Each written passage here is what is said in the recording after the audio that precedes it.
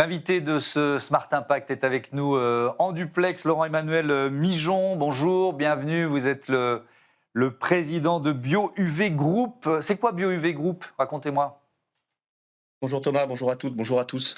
BioUV Group, c'est une société qui vient de fêter ses 25 ans et qui est spécialisée dans la conception, la fabrication, la commercialisation de systèmes et de solutions innovantes de désinfection de l'eau par technologie naturelle, donc de l'UV, de l'ozone et l'électrolyse de sel, pour répondre à des enjeux majeurs que représente le traitement de l'eau au niveau international, notamment pour pouvoir approcher des problématiques sanitaires, économiques et environnementales. Et on va d'ailleurs détailler à la fois vos solutions et puis ces enjeux autour de l'eau, notamment les plans eau. Il y a un plan eau qui est en cours en France. Il y a eu celui qui a été adopté aussi par la Commission européenne, c'était au mois de juin dernier, une stratégie de résilience de l'eau. Il y a une mesure phare, peut-être un peu floue, la volonté affichée d'améliorer l'utilisation de l'eau de 10% d'ici 2030. Qu'est-ce que ça signifie pour vous? Une prise de conscience des pouvoirs publics suffisante, tardive? Comment vous l'évaluez? Alors, aujourd'hui, après 2 ans de lancement de ce plan eau, il y avait 3 axes, hein, de la sobriété, de la disponibilité et puis améliorer la qualité, notamment avec 2 éléments qui nous concernaient, c'est-à-dire un, ramener la part de la réutilisation des eaux usées autour de 10%, alors qu'aujourd'hui, enfin en 2023, on était autour de 1%. Nous, ce qu'on évalue aujourd'hui, c'est qu'en fait, il y a une vraie volonté, mais c'est compliqué de pouvoir s'assurer que la mise en œuvre nous impacte au quotidien. Pourquoi? D'abord parce qu'aujourd'hui, l'accès à l'eau est plutôt facilité en France et peu coûteux. Donc on est moins dans une situation compliquée que des territoires comme Israël, l'Espagne ou l'Italie, où le prix du mètre cube est beaucoup plus élevé que le nôtre. Le deuxième, c'est que les éléments administratifs sont quand même assez complexes. Pour ce qui nous concerne, donc tout ce qui est lié à la réutilisation des eaux usées traitées, on a des solutions qui sont faites pour ça. Aujourd'hui, le coût du traitement administratif fait que c'est quasiment le double du coût de notre solution. Globalement, nous, on propose des solutions qu'on appelle donc des cubis qui permettent de traiter en gros 5 mètres cubes heure de réutilisation pour différentes applications. Si vous voulez irriguer vos terrains de sport dans une mairie, si vous voulez traiter la voirie, si vous voulez faire de l'hydrocurage à l'intérieur de vos canalisations. Donc éviter d'utiliser de l'eau potable et donc de le faire avec de l'eau qui est réutilisée. Ces solutions chez nous coûtent entre 25 et 30 000 euros. Si vous devez rajouter les frais de dossier, les frais administratifs, vous perdez 6 mois à 1 an et vous doublez le coût de notre solution. Comment Donc c'est possible ça? aujourd'hui, Pardon de les vous avancées sont interrompre. Ce plutôt... traitement, Pardon. ce traitement administratif, c'est quoi? C'est le, le génie français pour la paperasse? Enfin, j'essaye de comprendre comment ça peut doubler le coût d'un projet. Alors en fait, ce qui se passe, c'est qu'on nous demande de prouver que nos solutions sont efficaces. Ouais. Et pour pouvoir prouver ça, il faut faire des tests, il faut faire des essais qui font que pendant cette période-là, et ça dure au moins 6 mois, vous ne pouvez pas utiliser l'eau que vous pensiez pouvoir réutiliser. Donc il faut, un, prouver que vos solutions fonctionnent. Deux, il faut que vous puissiez venir avec un dossier qui montre auprès des administrations que la solution que vous proposez est une solution qui amènera des bénéfices. Et donc, pour ça, il faut que vous fassiez appel à des cabinets spécialisés pour pouvoir présenter aux administrations le bénéfice de vos solutions. Et ce traitement de ces dossiers, en fait, coûte assez cher. Donc, entre les tests, les 6 mois où vous ne pouvez pas utiliser vos solutions et les cabinets qui vous aident à présenter vos solutions, on parle de 30 000 euros de plus. D'accord. Est-ce que, alors, on est inégaux en France hein, face à ces enjeux de sécheresse et donc de réutilisation des eaux usées. Est-ce que dans toute la partie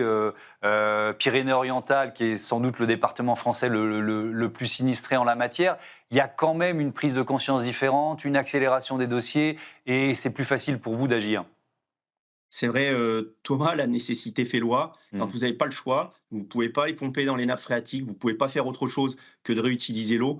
Et c'est le cas des Pyrénées orientales, pour lesquelles nous, on participe, puisqu'on a gagné quelques projets, notamment du côté de Saint-Cyprien, où en fait, on récupère des eaux qui sortent des stations municipales et elles sont réutilisées pour diverses applications.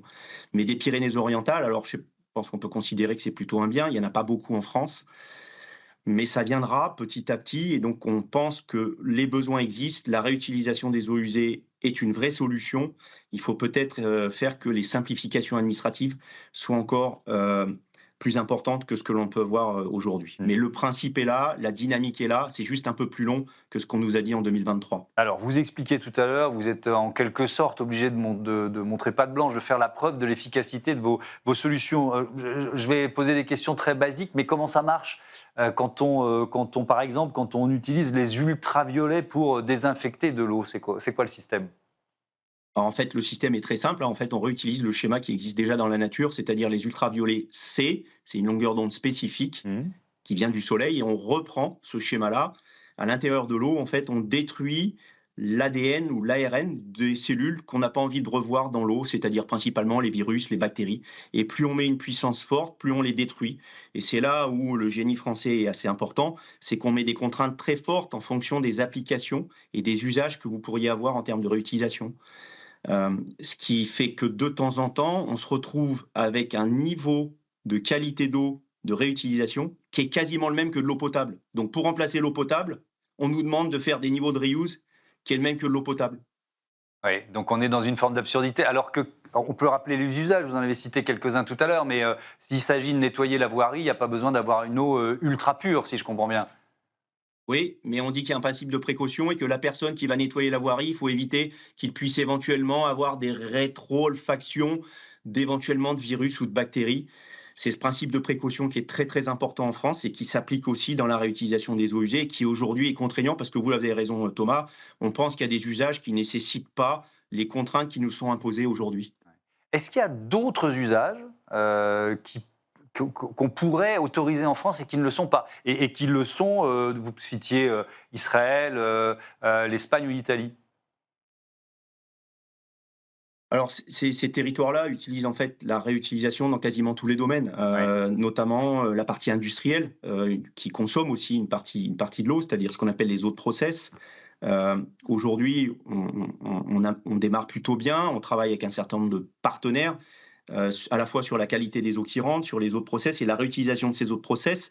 Il y a une validation qui a été faite pour que ces eaux de process puissent être réutilisées dans l'agroalimentaire, notamment dans les gros territoires que sont l'ouest de la France. Donc ça progresse.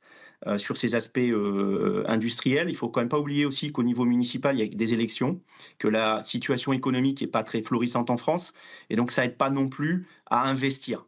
Donc aujourd'hui, on sent un plus fort dynamisme au niveau des industries pour pouvoir utiliser ces eaux industrielles, les réutiliser, qu'au niveau municipal ou institutionnel. Donc oui, il y a encore un grand chemin à faire, mais il y a une vraie prise de conscience parce que les industriels s'aperçoivent qu'ils peuvent réduire l'impact sur l'environnement. Et puis surtout, il y a un bénéfice économique. C'est que plus ça va, plus l'eau coûte cher, et plus elle va coûter cher, plus l'intérêt de la reuse va être fort. Alors on voit ce titre, les ultraviolets, une solution écologique.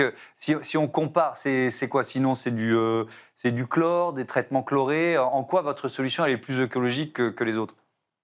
Alors effectivement, elle évite de mettre des produits chimiques à l'intérieur de l'eau. Les autres, donc c'est ça le principal bénéfice, c'est qu'il n'y a pas de chimie, ce sont des solutions naturelles. On peut voir aussi d'autres solutions. Nous, on a dans notre portefeuille une filiale qui est en Écosse, qui traite avec de l'ozone, l'ozone aussi étant une solution naturelle. On peut avoir aussi des traitements membranaires et souvent ce qui se passe, c'est qu'on ajoute ou on cumule les différentes solutions. On met un système membranaire ou un filtre, et puis derrière, on met de l'UV, et puis on peut mettre de l'ozone. Donc, c'est le cumul de ces solutions. Et nous, chez BioUV, on est capable de fournir des solutions qui n'utilisent pas de chimie, le chlore étant la principale solution utilisée dans les piscines publiques, dans les piscines privées, dans le traitement des eaux potables et dans beaucoup de process.